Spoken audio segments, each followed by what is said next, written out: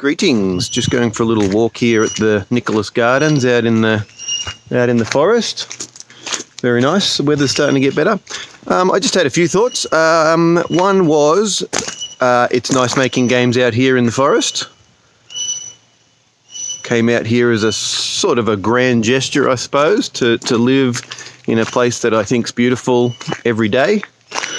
And it kind of reminds me a bit of where Sierra used to work out in the forest and around Yosemite sort of area and stuff in Oakhurst, and also Cyan in Spokane, Washington, and how they lived in a lovely part of the world. But anyway, the main thing I was thinking about today was I got a little bit stuck on something and I've sort of changed my tack on it. I was going to work on the mission generation system. I was like, okay, I want to get the mission generation working, so I'm going to get stuck into it.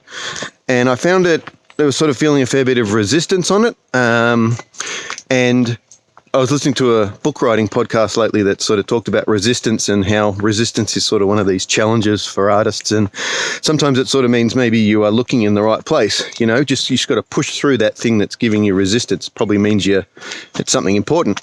I was like, yeah, well, mate, this mission system's pretty hard. How am I going to make this system that generates all different missions and have different requirements and they can be all different types and sort of how's it going to work? Couple of big old trees here, birdies. So I thought, okay, just push on through. But the more I sort of tackled this mission generation task, the more I started to think maybe I'm looking sort of in the wrong place. Like there's these other dependencies, there's all these other questions I need to do first. It's like maybe I'm sort of trying to put the roof on the house before I've laid out the framework and the walls and everything, So I think I got out all my little fantasy books and started to sift through them. I've got these sort of enchanted world books and mythology books about real world mythologies and different things. I started to flick through this book about sort of map making and looking at that. And the more I sort of did it, the more I sort of thought I really need to be doing the whole world building phase before I think about the mission generation phase. I kind of know what the mission generator should do and what it needs to know about, but I don't want to build it on top of a bunch of sort of placeholder, arbitrary, sort of abstract ideas. So at the moment I've got sort of art asset packs because I don't really have any final art or anything.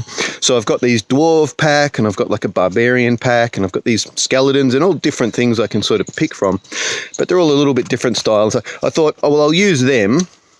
And I've got some ideas about what they could represent in the game because I want all the factions to sort of represent certain ideals or values. So when you lean into helping a certain faction, you might be a certain type of player who wants to get the benefits that they offer or the powers that they offer, or you might go against them because you're like, no, I don't think that they're a good, belief system. So I'm going to actually, fight for this other thing. So I was going to just work with there's like maybe a necromancer group and the dwarves and the goblins because I've got the assets, and I'm not against having somewhat tried and true, races and species and things in the game because I think it's useful. But ultimately I do really fancy the idea of having more of an original spin on things.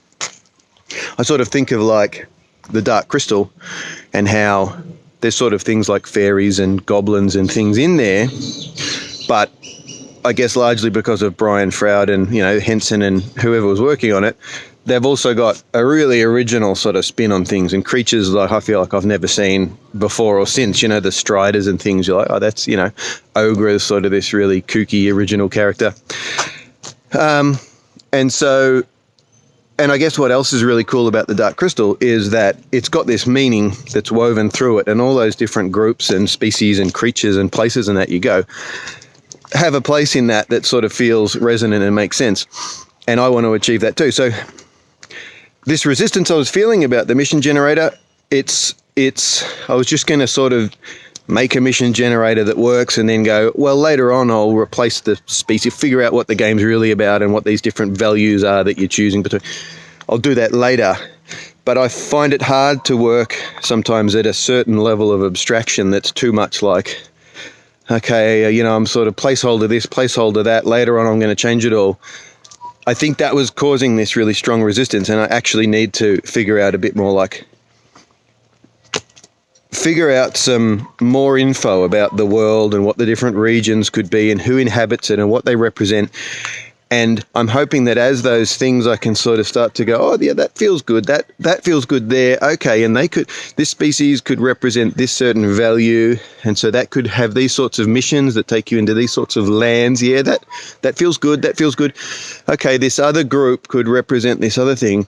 And that'll clash nicely with that, and they sort of want you to do these other sorts of missions, and that will have the player doing these other sorts of gameplay that are different than that.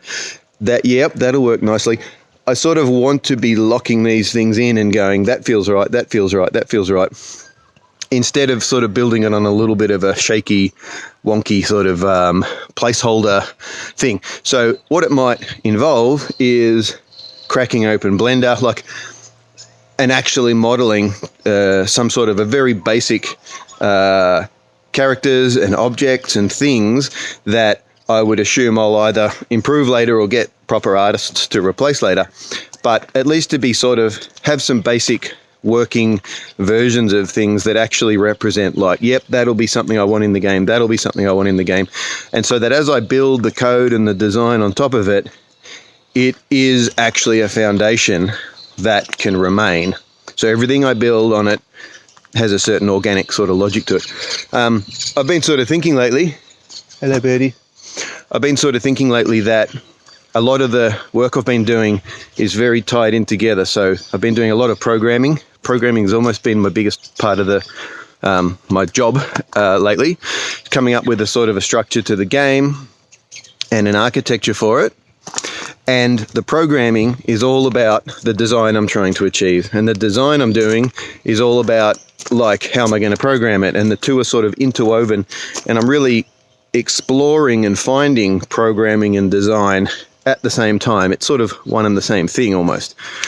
And I like that. I think that's cool. Like, I think a lot of the really interesting games from the last, 40 years or whatever are ones made and designed by programmery types. Not necessarily lone programmers, although sort of things like SimCity, I think, are revolutionary and cool. And things like The Sims came out of a programmer's approach to game design, I think. And I think that's really interesting. He's obviously a really good designer and a really good programmer. It's a nice little valley of trees here. Beautiful gardens, these. So yeah, I'd like to bring together the programming and the design, but at this point, I sort of had to realize, keep my programming brain ticking away a little bit in the background, but what's important is probably to sit back and go, I've got to design the world, and I've got to think about sort of the big picture. I've got all these ideas about the structure of it, of this sort of choices between meanings and values when the player's doing missions or supporting or fighting against different people. It's like an allegory or metaphors for sort of different values or I guess sort of value and belief systems about the world. And that's what I think makes an interesting work of any art. I think it's what will hopefully make this game an interesting thing to experience, is that you're playing it, the decisions are interesting, and they're actually somewhat moral and ethical as well as mechanical and gameplay decisions and choices. And I think that's really interesting. And at the end of the day, I think that that's sort of what will hopefully resonate with the player, and they play it, and when they step away from the game or think about it when they're doing something else, there's this meaning and the sort of value systems and that still percolating away, and that's actually sort of going inside them. It's sort of a conversation that they're having. I've been thinking about it a little bit, kind of like Socratic dialogues, where they have a scene where characters discuss some sort of a contentious issue or idea about the world, and through the discussion of it, they posit different angles or thoughts on it, and they sort of argue with one another. And through doing so, you sort of intimately go into the philosophical back and forth of this concept.